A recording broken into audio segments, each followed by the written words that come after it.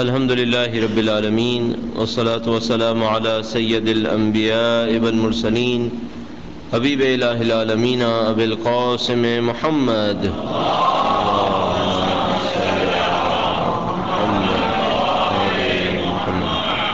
وعلى آله الطيبين الطاهرين سيما بقية الله في الأرضين. قال الله تعالى في كتابه الكريم: بسم الله الرحمن الرحيم ونريد أن نمن على الذين استضعفوا في الأرض ونجعلهم أئمة ونجعلهم الوارثين. درود بجائے محمد و آل محمد.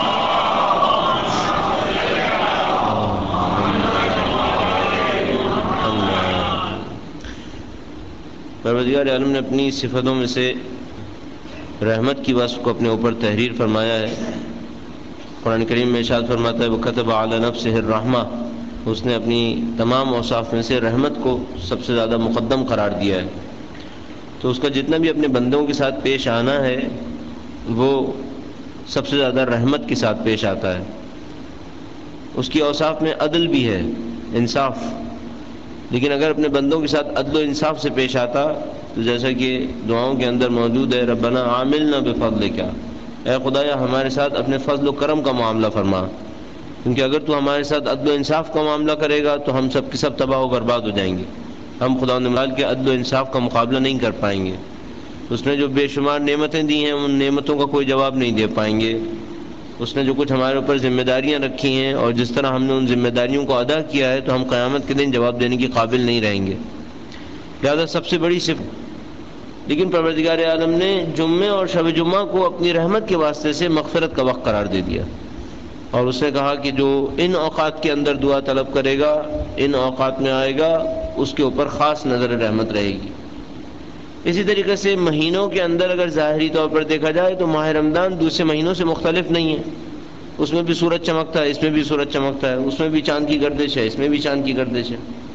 لیکن خدا متعال نے ماہ رمضان کو رحمت کا مہینہ قرار دے دیا اور اس میں مغفرت کا وعدہ کر دیا. اب اس اعتبار سے آج کی رات بڑی مقدس رات بن جاتی ہے کہ ماہ رمضان بھی ہے اور شب جمعہ بھی ہے، اور ظاہر ہے کہ ہم اور آپ چاہتے ہیں کہ پروردگار عالم اس مہینے میں ہمارے گناہوں کی مغفرت فرمائے. خاص کر یہ شب اب ہمارے لیے اہمیت کی حامل بن جاتی ہے کہ ہم اس شب سے بھرپور استفادہ کریں، اور اسی خاطر دعائے کمیل ہوئی. آپ یہاں سے گھر تشریف لے جائیں تو کچھ وقت ضرور نکالیے. جن لوگوں کو کل کے دن کہیں خاص جگہ جانے کا کی کوئی ضرورت نہیں ہے تو وہ آج کی رات کو عبادات کے اندر جتنا گزار سکتے ہیں گزاریں، اور حتی الامکان کچھ نہ کچھ خالی وقت نکال کر انفرادی طور پر تنہائی میں کچھ نہ کچھ خدا متعال سے کلام ضرور فرمائیے.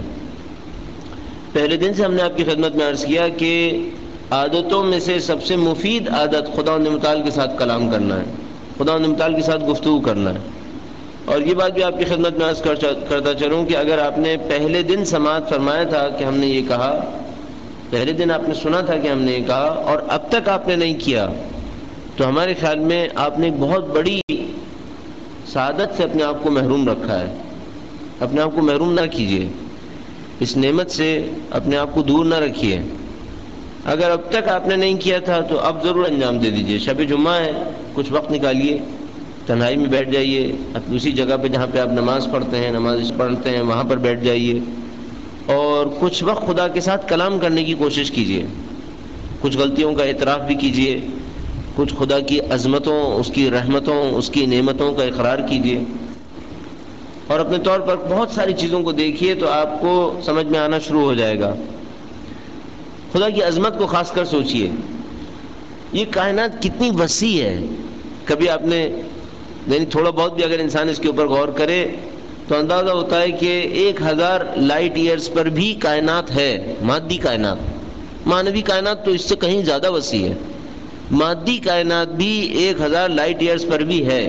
روشنی 1000 سال تک ٹریولنگ کرے تب بھی کائنات ہے، مادی کائنات.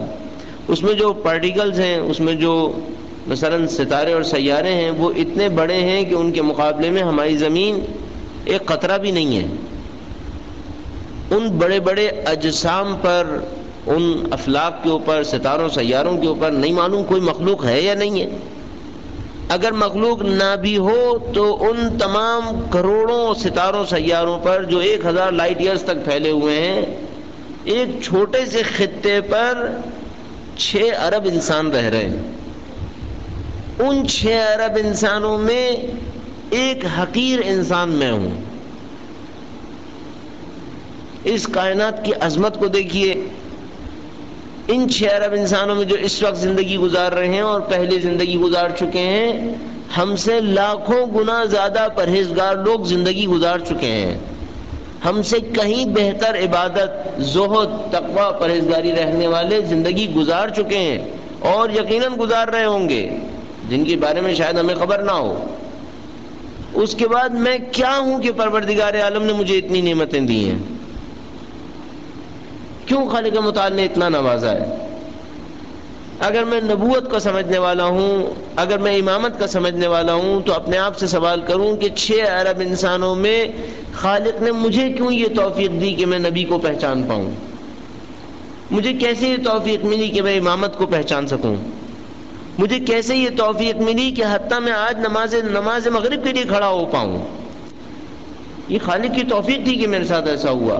اتنے کروڑوں ستاروں سیاروں میں ایک چھوٹے سے سیارے کے اوپر 6 ارب انسانوں میں سے میں ایک حقیر انسان. اس خدا کے لیے اس پوری کائنات کو دھرم بھرم کر دینا، ختم کر دینا کوئی مشکل کام نہیں ہے. میری کیا حیثیت ہے؟ اس کے بعد میں اس کے سامنے کبھی کبھی نافرمانی بھی دکھاتا ہوں، اس کا گناہ بھی کر دیتا ہوں، اس کے احکام کی اطاعت بھی نہیں کرتا. چھوٹی چھوٹی باتوں پر بعض اوقات اس کے سامنے ایسا اظہار کرتا ہوں جیسے میں بہت کچھ ہوں. اگر وہ مجھے ایک حکم دیتا ہے تو میں یہ کہتا ہوں میں یہ کیوں کروں؟ اس کی اتنی عظمت، اس کی اتنی کرامت، اس کی اتنی رحمت. بس دعا افتتاح میں کیسا خوبصورت لکھا ہے، فَلَنْ أَرَى مَوْلًا كَرِيمًا أَصْبَرَ عَلَى عَبْدٍ لَئِيمٍ مِنْكَ عَلَيَّ يَا رَبْ. بس خدا ہم نے نہیں دیکھا کوئی اتنا با کرامت مولا ہو جیسا تو ہے، اور کوئی ایسا پست بندہ ہو جیسا میں ہوں، کہ تو مجھے پکارتا ہے اور میں دور چلا جاتا ہوں، تو مجھ سے محبت کرتا ہے میں تجھ سے نفرت کرنے لگتا ہوں، بغض دکھانے لگتا ہوں. تو مجھے حکم دیتا ہے میں حکم ٹال دیتا ہوں، اور اس کے بعد بھی تو اپنی نعمتوں کو روکتا نہیں ہے مجھ سے. تصور فرمائیے. چھوٹی چھوٹی باتوں سے پتہ نہیں کیوں ہم لوگ نہیں سمجھنے کی بنیاد پر چھوٹی چھوٹی باتوں پر خدا سے لڑتے ہیں، چھوٹی چھوٹی چیزوں کے اوپر خدا سے لڑ رہے ہوتے ہیں. مثال کے طور پر ذرا سوچئے گا، پورا خدا کا نظام سوچئے، اس کی رحمتیں سوچئے، اس کی عنایتیں سوچئے. اب اگر وہ مجھ سے کہے، مثال کے طور پر کہہ رہا ہوں کہ داڑھی رکھ لو، اور میں کہوں میں نہیں رکھتا، کوئی حیثیت ہے یہ لڑنے کی چیز ہے؟ کوئی حیثیت ہے اس کی؟ مثلا وہ مجھ سے کہے یہ لباس نہ پہنو، میں کہوں نہیں میں پہنوں گا، کوئی حیثیت ہے؟ اس کی عظیم الشان نعمتوں کے مقابلے میں اتنی بات پہ خدا کی نافرمانی کروں، یہ کوئی عقل مندی کی بات ہے؟ وہ مجھ سے کہے اس وقت اٹھ جاؤ، میں کہوں نہیں میں نہیں اٹھوں گا، مجھے نیند آتی ہے. یہ بیوقوفی اور حماقت کے سوا کچھ نہیں ہے. ہم لوگ دنیا میں ایسے احمق نہیں ہیں، ہم لوگ انسانوں کے ساتھ ڈیلنگ میں اتنے پاگل نہیں ہیں. اگر میں مثلا کسی انسان کے ساتھ ڈیلنگ کر رہا ہوں، کوئی پارٹنرشپ کر رہا ہوں، اور میرا اس کے ساتھ مثال کے طور پر کوئی بہت بڑا بزنس چل رہا ہے، اس میں مجھے جو فائدہ ہو رہا ہے وہ ملینز اور بلینز کا ہو رہا ہے، اس کے بعد وہ مجھ سے کہے کہ بھائی میں تم سے درخواست کرتا ہوں کہ صبح اتنے بجے آفس آ جایا کرو، اور نہیں آؤ گے تو پھر یہ بزنس ختم. تو دھمکی ہی سمجھ لوں تب بھی میں مان لیتا ہوں، کہتا ہوں چلو دھمکی دے رہا ہے تب بھی کوئی بات نہیں یار مان لیتے، اتنا فائدہ ہے. خدا کے ساتھ کیوں اس طرح کر رہے ہیں ہم؟ سوائے شیطان کے دھوکے کے کچھ اور ہے؟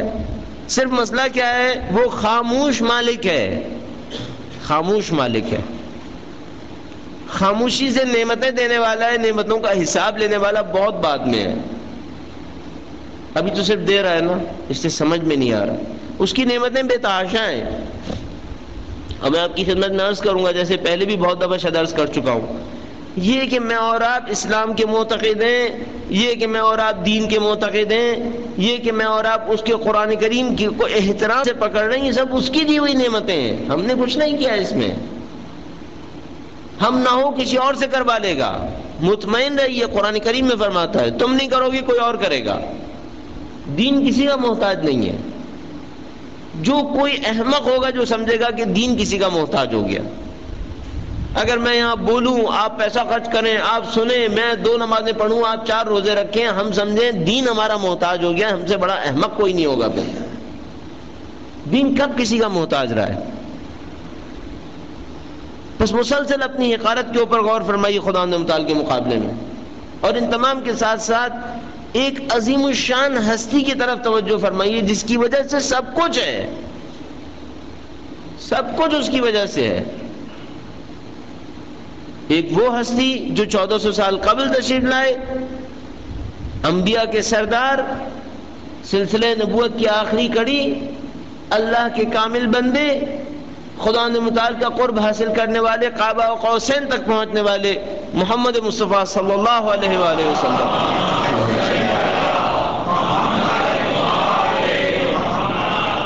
جس کی برکتوں سے بہت کچھ مل رہا ہے۔ قرآن کریم ایک جگہ ارشاد فرماتا ہے، اے نبی جب تک آپ موجود ہیں ہم انہیں عذاب نہیں کریں گے۔ جب تک نبی کا نام موجود ہے، جب تک نبی کا ذکر موجود ہے، خدا کہتا ہے محبوب میں تیری خاطر اس کو عذاب نہیں کروں گا۔ عظمت ہے نبی اکرم کے کردار کی۔ سورہ فتح کے اندر ہم انہی آیات کے اوپر پہنچے جس میں نبی اکرم کے عظیم الشان کردار کا تذکرہ ہو رہا ہے۔ صلح حدیبیہ کے واقعات کے بعد کچھ لوگوں نے نبی اکرم پر اعتراض کیا، کہا اے نبی یہ کیسی فضیلت ہمیں ملی؟ آپ نے فرمایا فتح ملی، ہمیں کیسی فتح ملی؟ اعتراض کرنے لگے تو نبی اکرم کے کردار کو نبی اللہ تعالیٰ نے قرآن کریم میں بیان فرمایا۔ آیت نمبر 8 اس طرح سے ارشاد فرمایا، اِنَّا أَرْسَلْنَاكَ شَاهِدًا وَمُبَشِّرًا وَنَذِيرًا لِتُؤْمِنُوا بِاللَّهِ وَرَسُولِهِ وَتُعَزِّرُوهُ وَتُوَقِّرُوهُ وَتُسَبِّحُوهُ بُكْرَةً وَأَصِيلًا۔ فرمایا ہم نے آپ کو ایک گواہ، بشارت دینے والا اور ڈرانے والا بنا کر بھیجا ہے تاکہ لوگ خدا اور اس کے رسول پر ایمان لائیں، اس کا دفاع کریں، اس کا احترام کریں اور صبح شام خدا کی تسبیح کریں۔ درود بھیجے گا محمد و آل محمد۔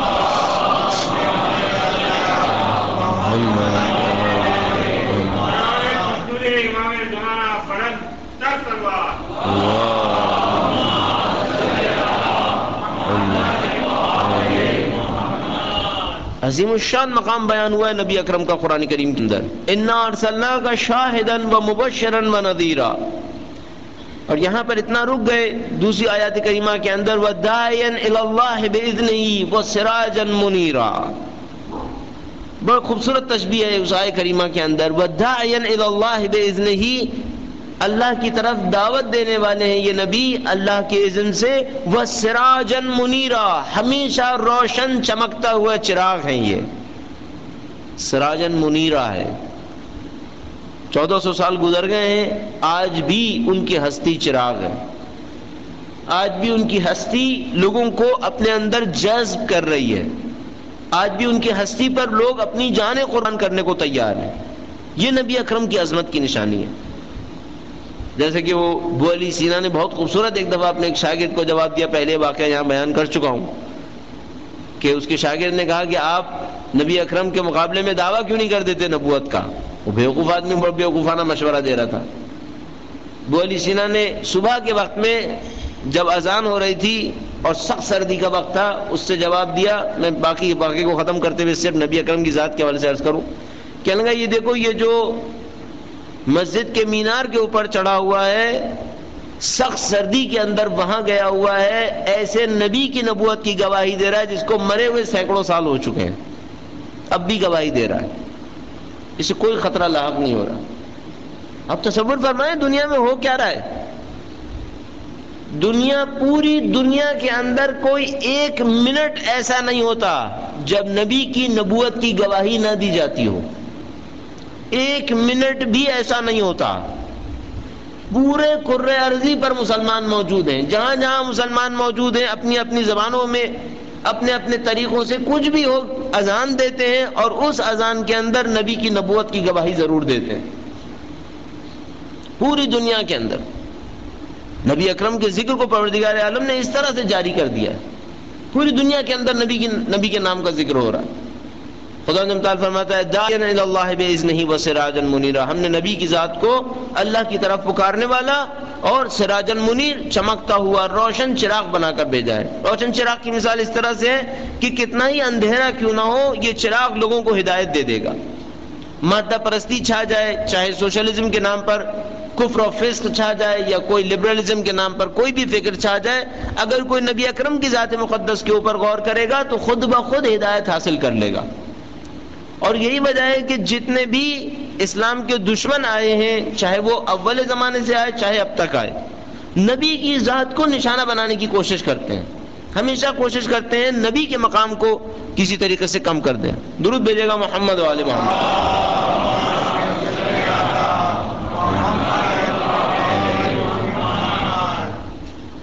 قدیم زمانے میں نبی اکرم کی ذات پر حملات کیے، تہمتیں لگائیں۔ ہمیشہ سے ایک طریقہ رہا کرتا تھا دشمنوں کا مقابلہ کرنے کا کہ انبیاء کی ذات میں دو میں سے کوئی ایک نقص وارد کر دیا جائے۔ اگر آپ اس زمانے کے اوپر غور فرمائیں جو تقریباً 6000 سال کا زمانہ ہے جس میں مختلف انبیاء تشریف لاتے رہے ہیں، انبیاء کا مقابلہ کرنے کے لیے انبیاء کے دشمن دو میں سے کوئی ایک طریقہ استعمال کرتے ہیں۔ تھوڑا سا غور فرمائیے گا۔ ایک تو ہم لوگوں کے ساتھ ذرا سا یہ مسئلہ ہمیشہ رہتا ہے کہ کوئی بھی چھوٹا سا واقعہ ہماری ساری توجہات کو کہیں سے کہیں لے جاتا ہے۔ اگر ہمیں اتنی اسکل نہیں ہے تبھی دشمن نے میڈیا بنایا ہے تاکہ ہماری ساری توجہات کو وہ ٹی وی کی نظر کروا دیں، میڈیا کی نظر کروا دیں۔ اب ہماری زندگی میں جو کچھ رہ جاتا ہے، الحمدللہ آپ بہت بہتر ہیں، جو سوسائٹی میں رہ گیا ہے وہ میڈیا رہ گیا ہے کہ ہر ایک آدمی اس کے اندر مشغول ہو گیا۔ تو کوشش کیجئے اپنی توجہات کو ایک جگہ رکھیے، کنسنٹریٹڈ رکھیے، اپنے ارادے کو استعمال کیجئے اس جگہ کے اوپر تاکہ آپ اور ہم ایک خاص راستے کے اوپر زندگی گزار سکیں۔ درود بھیجے گا محمد و آل محمد۔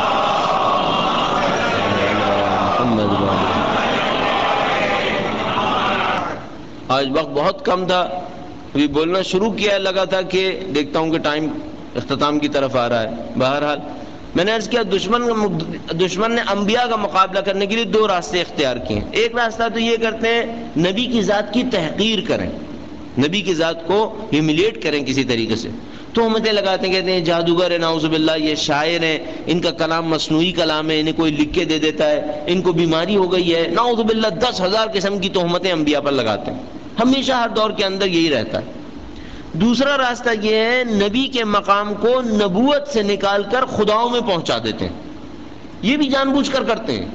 ایسا نہیں کہ یہ کام کرنے والا ان کا بہت بڑا عاشق ہوتا ہے، نہیں، کسی نبی نے نہیں کہا کہ میرا کوئی عاشق یہ کام کرے گا، کسی ولی خدا نے یہ نہیں کہا۔ امیر المومنین ان لوگوں کو جو ان کے حق میں غلو کیا کرتے تھے دشمن خدا تعبیر فرماتے تھے، روایتیں موجود ہیں، آگ میں جلا دیا انہوں نے، کہا کہ ایسے لوگوں کو ہم پسند نہیں کرتے۔ اور یہ جو ہمارے یہاں شاعری کے اندر نہیں معلوم کیوں نصیریوں کی بہت زیادہ تعریف کی جاتی ہے، یہ خود ایک احمقانہ کام ہے۔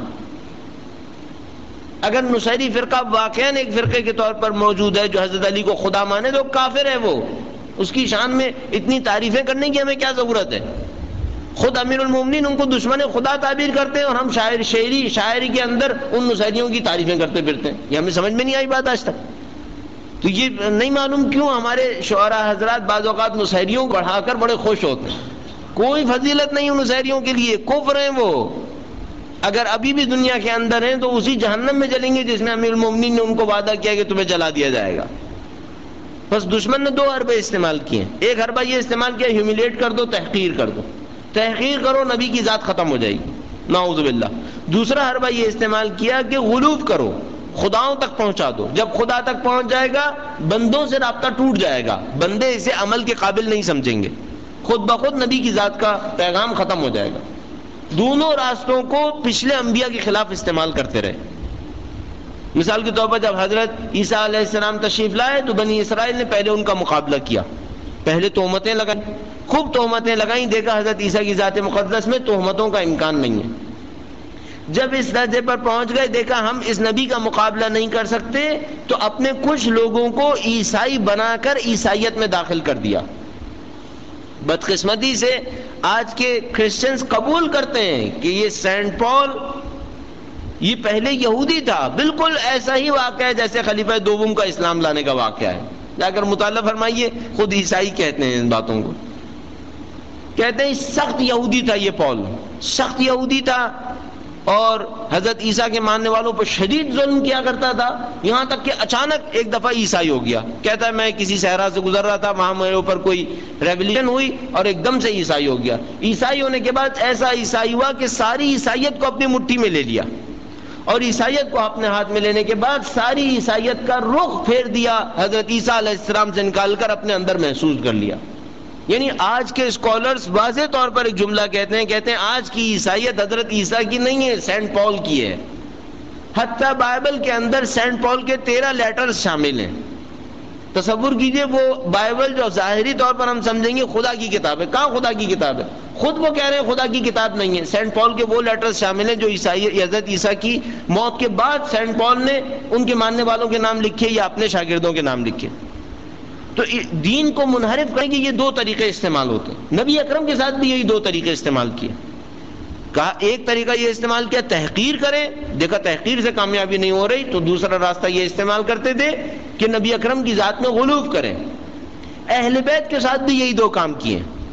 ایک راستہ اہل بیت کے خلاف یزیدیت نے استعمال کیا، یہ جو یزید شہادت سید الشہداء کے بعد خاندان اہل بیت کو اسیر بنا کر بازاروں میں لایا، اس کا مقصد یہی سیاست تھی۔ احمق نہیں تھا کہ وہ سمجھتا نہ ہو کہ اگر بازاروں میں لاؤں گا تو کیا ہوگا۔ اس کی سیاست یہ تھی کہ میں ان کو بازاروں میں لاؤں گا، درباروں میں لاؤں گا، اپنی دانش میں اتنی تحقیر کر دوں گا، اتنی تحقیر کروں گا نعوذ باللہ کہ لوگ یہ کہیں کہ اگر یہ اللہ سے رابطہ رکھتے ہوتے تو اتنی حقارت کیوں ہو رہی ہے۔ وہ یہ سمجھ رہا تھا کہ میں اتنی تحقیر کروں گا نعوذ باللہ کہ لوگ یہ کہیں گے اگر ان کا خدا سے رابطہ ہوتا تو اتنی حقارت کیوں ہے۔ ناکام ہو گیا، اس کے اسباب علیحدہ اسباب ہیں۔ دوسرا راستہ استعمال کیا بنی امیہ اور بنی عباس نے، دیکھا تحقیر کر کے تو کامیابی نہیں ہوتی، پھر دوسرا راستہ استعمال کیا غلو کر کے کسی طریقے سے ان کو میدان سے نکال دیا جائے۔ تو باقاعدہ ہمارے پاس روایت موجود ہے کہ 5ویں امام کی خدمت میں ایک آدمی آیا اور ان سے کہنے لگا کہ آپ کے پاس جو ہے وہ اس طرح کی خدائی صلاحیتیں موجود ہیں تو آپ جو ہے وہ دعویٰ کیوں نہیں کر دیتے۔ امام عالی مقام نے اپنی محفل سے بھگایا اسے اور شیعوں کو ہوشیار کیا کہ دیکھو اس طرح غالی تمہاری صفوں کے اندر گھس گئے ہیں اور ہماری طرف سے کچھ باتیں کہہ رہے ہیں، ہرگز کوئی ایسی بات قبول نہ کرنا جو ہمارے حق میں غلو کا سبب بنے۔ اس کے بعد ان کی مذمت کے اندر روایات اور روایات بنی۔ مسئلہ کیا تھا؟ یہ دو راستے ہیں لڑنے کے، آج تک یہی دو راستے چل رہے ہیں، آج تک ایسا ہی ہے۔ اللہ نے محفوظ کرنا ہے ان کی ذات مقدس کو، نبی اکرم کی ذات کو خدا نے محفوظ کرنا ہے، لیکن اب تک ایسا ہی ہے۔ پچھلی صدیوں کے اندر دیکھیے انگریز استعمار جب ہمارے اسلامی ممالک کے اندر آیا تو اس نے 3 اسلامی مراکز کے اندر 3 مصنوعی فرقوں کو سپورٹ کیا۔ بر صغیر میں اس نے قادیانیت کو سپورٹ کیا، ایران میں بہائیت فرقے کو سپورٹ کیا اور حجاز کے علاقے میں وہابیت کو سپورٹ کیا۔ تینوں کا مقصد نبی کی ذات کو کچل دینا تھا۔ وہابیت نے جس طرح سے کیا وہ ہماری اور آپ کی آنکھوں کے سامنے۔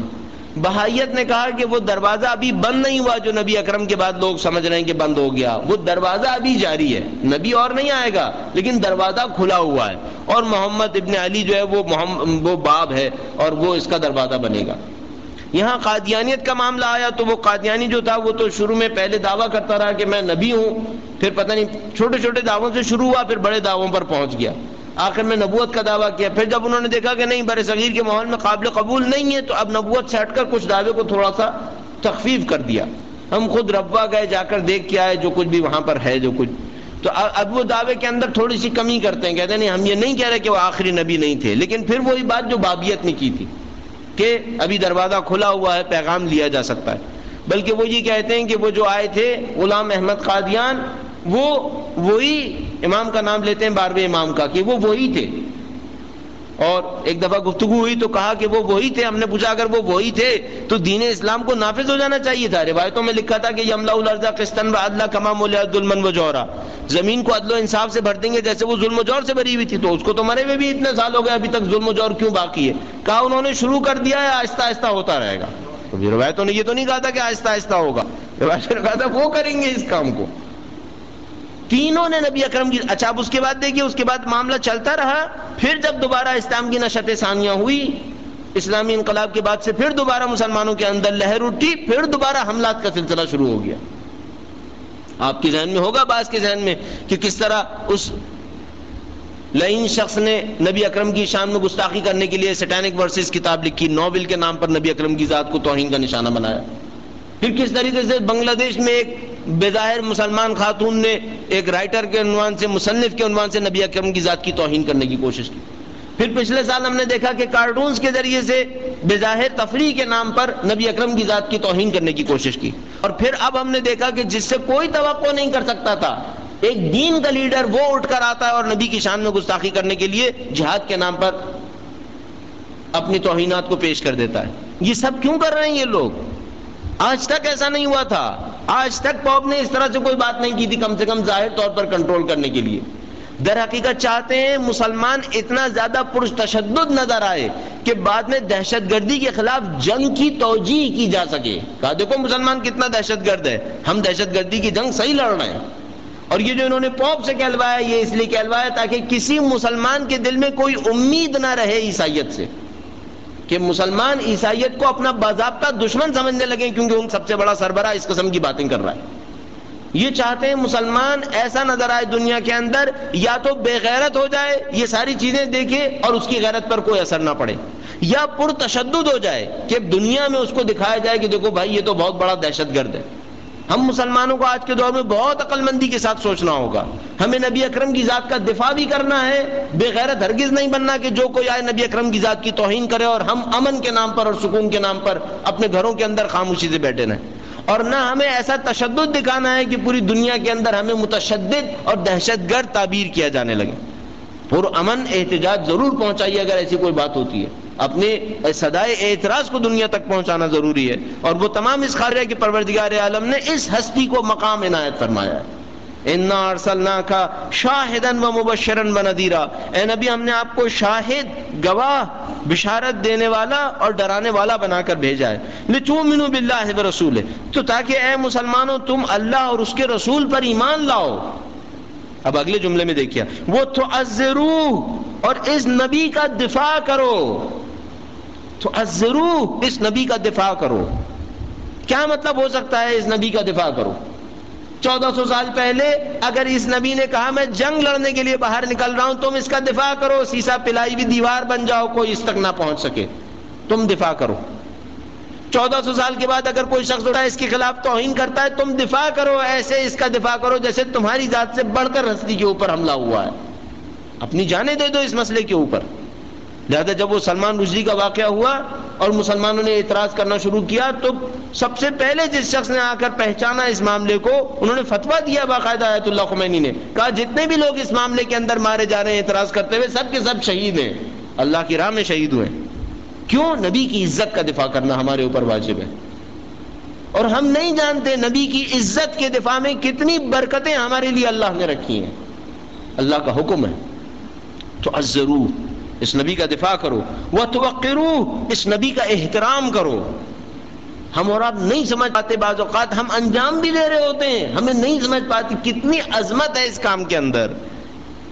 یہ کہ میں اور آپ جب نبی کا نام سنتے ہیں، ہم میں سے بعض لوگوں کی گردنیں جھکتی ہیں. یہ کہ ہم جب نبی کا نام سنتے ہیں تو درود زبان پر یا دل میں جاری کرتے ہیں، یہ اللہ کے حکم کا احترام ہے. وَتُعَزِّرُوا وَتُوَقِّرُوا.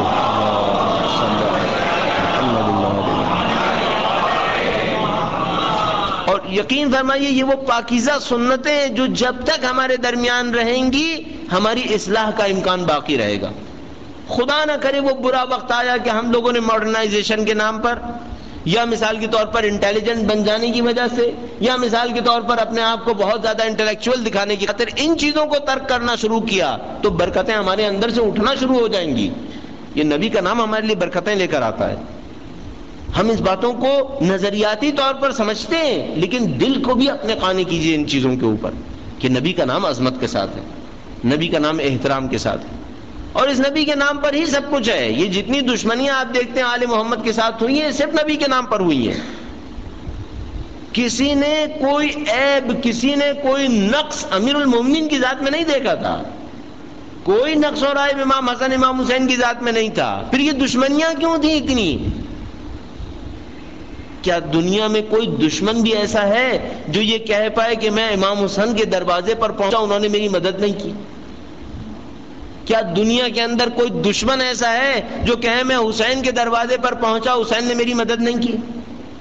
کیا حتیٰ سید الشہداء کا قاتل بھی قیامت کے دن نہیں کہے گا کہ ہاں یہ چوتھے امام وہ ہیں جن کے میں باپ کا قاتل تھا، ان کے در پر پہنچا انہوں نے پھر بھی میری مدد کی تھی؟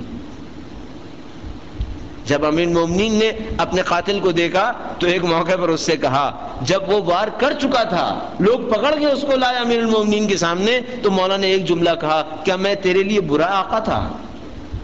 کیا میں نے تیرے ساتھ کوئی برائی کی تھی؟ یہ وہ خاندان تھا، سب جانتے تھے اس خاندان کی عظمت کو، سب پہچانتے تھے اس خاندان کو، کوئی یہ نہیں کہتا تھا اس میں کوئی برائی ہے۔ برائی کیا برائی تھی؟ محمد کا نام لینے والے تھے، نبی کے نام کو زندہ رکھنے والے تھے، سارا مسئلہ یہیں پر تھا۔ آپ کے ذہن میں وہ واقعہ تو موجود ہے کہ چوتھے امام جب مدینے واپس تشریف لا رہے تھے، مدینے کی گلیوں پہ نزدیک آ گئے تو وہ شخص جو پہلے سے اس کا باپ بھی دشمن تھا اور وہ خود بھی دشمن اہل بیت تھا، سامنے آیا اور چوتھے امام سے کہنے لگا کہ ابن الحسین یہ بتاؤ جنگ کون جیتا؟ کیا کرنا چاہ رہا ہے؟ یہ چوتھے امام کے زخموں پر نمک چھڑکنے کی کوشش کر رہا ہے۔ یہ ابن الحسین کہہ کے یاد دلا رہا ہے کہ اے زین العابدین، تمہارے باپ کو شہید کر دیا گیا کربلا کے میدان میں، ان کا سر نیزوں کے اوپر گھومتا رہا اور ان کا جسد اطہر کربلا کی زمین کے اوپر بے گور و کفن پڑا رہا۔ ابن الحسین کہنے کا مقصد یہی تھا کہ ان کو امام حسین کی ذات مقدس یاد دلائے۔ چوتھے امام نے پرسکون لہجے میں ایک جملہ ارشاد فرمایا اب یہ اذان ہوگی، مؤذن کہے گا اشہد ان محمد رسول اللہ، یہ بتانا یہ محبت کون ہے؟ ان کے نام کی خاطر جان دی ہے ہم نے، ان کے نام کو زندہ رکھنے کے لیے جان دی ہے۔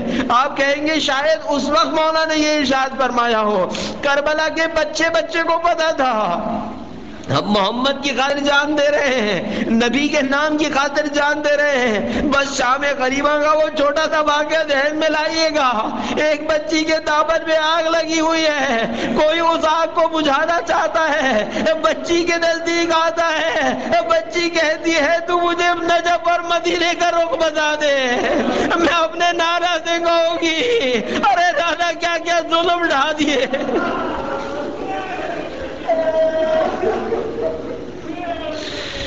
اگر کسی کو سمجھ نہیں آتا ہے تو اسے جا کے دیکھنا چاہیے مدینے کے اندر جب زینب سلام اللہ علیہ واپس آئی ہیں، نانا کی چوکھٹ کو پکڑ کر کہا ارے نانا زینب آ گئی، حسین نہیں آیا۔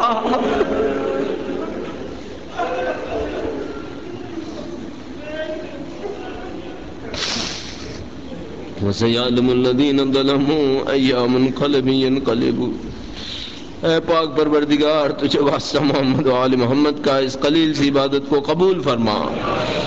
اے پاک پروردگار تجھے واسطہ اس شب جمعہ کا، اے پاک پروردگار تجھے واسطہ اس شب کے اندر عبادتیں کرنے والوں کا، اے پاک پروردگار تجھے واسطہ اس شب میں ہمارے امام غائب امام مستور کا، اے پاک پروردگار ہمارے اجداد، ہمارے اعزاء اقرباء، والدین، دوست، احباب تمام کے گناہ صغیرہ و کبیرہ کی مغفرت فرما۔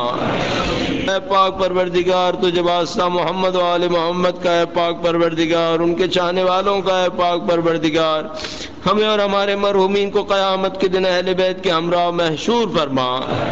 اے پاک پروردگار تجھے واسطہ محمد و آل محمد کا اس دنیا میں ان کی زیارت اور اس دنیا میں ان کی شفاعت سے سرفراز فرما۔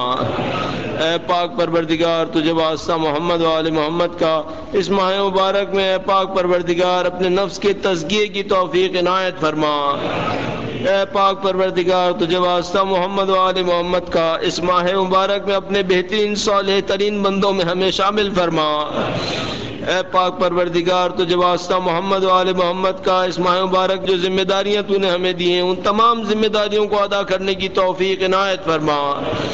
اے پاک پروردگار تجھے واسطہ محمد و آل محمد کا ان کے چاہنے والے دنیا میں جہاں کہیں بھی ہوں بالاخص مومنین عراق و لبنان ان تمام کی جان مال عزت و آبرو کی حفاظت فرما۔ اے پاک پروردگار بالاخص وہ لوگ جو عراق کے اندر مقامات مقدسہ کی زیارتوں کے اندر مشغول ہیں، پاک پروردگار ان زیارتیں کرنے والوں کی جان مال عزت و آبرو کی حفاظت فرما۔